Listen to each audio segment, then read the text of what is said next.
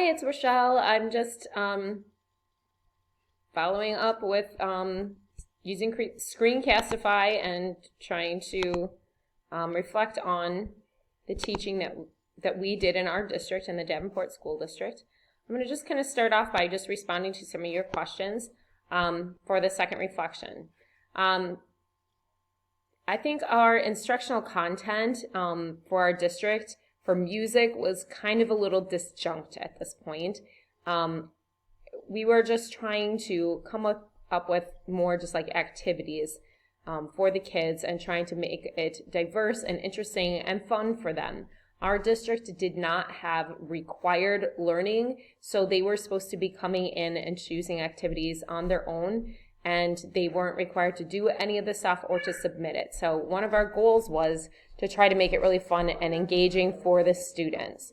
As we are looking towards next year, we're trying to figure out, if it would be mandatory learning in the future, and that they would have, they need to be connecting to standards, and it would need to be a little bit more specific on what the students were learning and have those assessment pieces that were talked about in your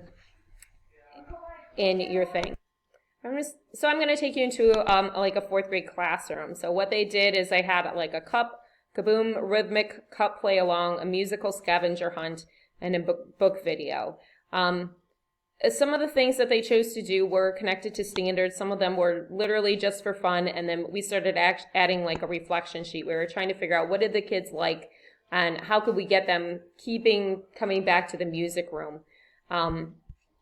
As you can imagine, a lot of times parents, if they were enforcing kids to do some of the homework, they were probably choosing their regular classroom activities before they would be choosing like a specialist class like music. So part of it was keeping it fun and trying to keep it engaging for students. All right, jumping back then to the checklist, our use of assessments, we really didn't have a lot of assessments in terms of elementary stuff. It was they had some stuff, but most of it really wasn't assessment based. And again, this would be something that we would be looking to change if we had to do online learning in the fall, and we had to do grades. Obviously, we'd have to come up with ways that we would be using assessments. I think our middle school classes were doing some things that had assessment pieces to it. Like they could go in and play games.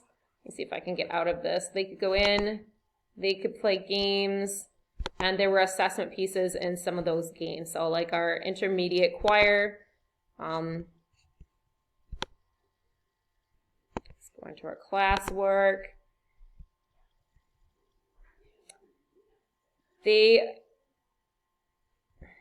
What was it, rhythm randomizer? Let's see. Are you in another meeting now? I'm doing a video, so. Sorry. Don't you want the light on? I just turned it on how it was. If you know how to turn it later, you can. I don't really care.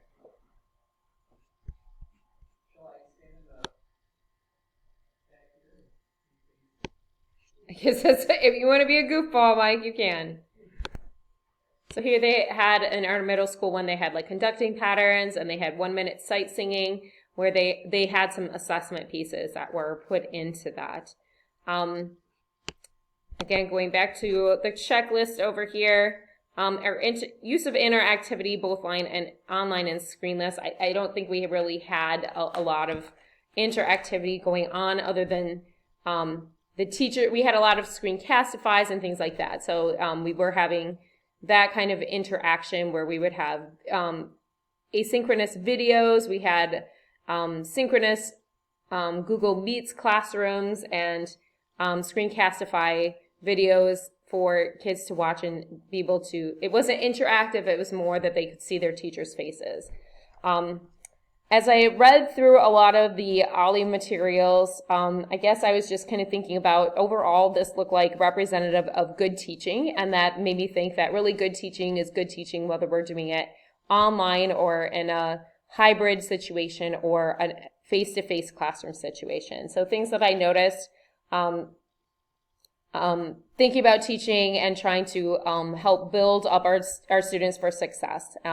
using scaffolding, whether it be pre-chosen scaffolding, which is at least in the elementary part, that's kind of built into the curriculum that we use. We're going to be using a curriculum called Game Plan, and they have scaffolding built into that to help students be successful. You can also do scaffolding if you do a formative assessment and you realize that students are struggling with something, and you realize that you need to give them more assistance to help them be successful.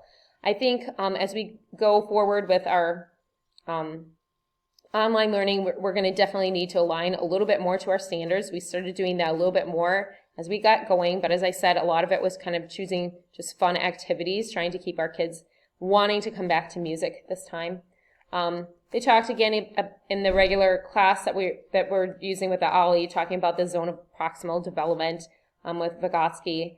And again, it just made me think of good teaching. Where are students at? How can I help get them to move forward a little bit in their teaching or in their learning without pushing them too far and making it too hard that they would want to give up. And I think that's especially a challenge with online, because we don't have that face-to-face interaction with them. So we don't always know how ready they are and how things are going for them.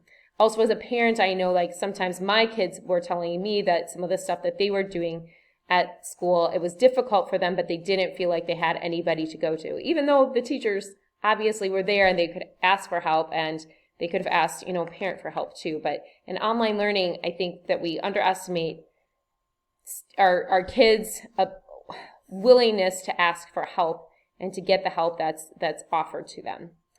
I also noticed the talking about the I do, we do, you do. That is something in a music class that is just done all the time. That's our bread and butter. That's the way we do things. We demonstrate things, we do stuff together, and then we release our kids and have them do that on their own.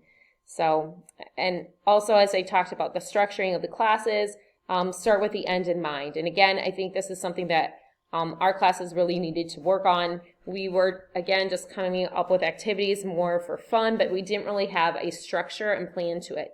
So as we would move forward, I think that would be something that we would really need to work on. I was really interested in some of the interconnectivity ideas that were mentioned. The Ed puzzle, adding more interactivity, turning a video into a lesson. That was a neat idea. And I thought that, especially for online learning, that would be a good way to engage our students instead of just watch a video where they're just kind of brainlessly tune out and watch it, but that they would have something that they could do and it would be interactive. I really like the idea. I'm kind of jumping all around with my ideas here. I just kind of scribbled down some thoughts. But the flipped classrooms for the structuring of classrooms, this would work really well, I think, in the online classroom, but it would work really well in a face-to-face classroom or some of the hybrids also. So really interested in the flipped classrooms, but having the kids watch a asynchronous video ahead of time and watching that and then being able to do the actual work in a classroom. I'm not sure that would always work in the music classroom, but definitely I think there are some really good places where we could use that in a music classroom. Let's see if I answered all of your questions here. What worked and what didn't work? Again, I think we were really at a place where the Davenport School District was just trying to get students to come in and do something, but it wasn't mandatory learning. So we were struggling to get the kids in and get them involved. Out of a district of 15,000 kids, I'm trying to think of how many total we had in the music classroom. We had certainly less than 2,000. It was between 1,500 and 2,000 kids. Now, not all of them are involved in music at the upper levels, but all of them at the elementary level have music class. So I think we were struggling just to get kids in our classroom, and so our approach this time was different than what it would be if it was mandatory learning and the kids were really had to be responsible for what they were doing. As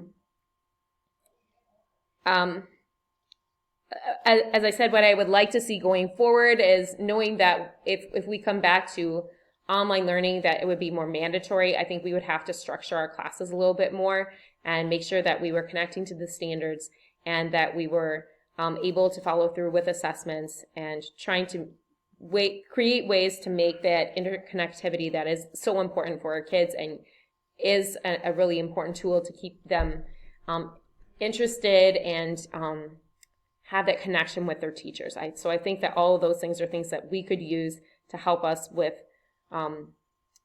online classrooms, the hybrid classrooms, or face-to-face classrooms. I don't think I have any additional questions at this time, so I will send this in to you as a video. Thanks. Boy, sorry that got a little long.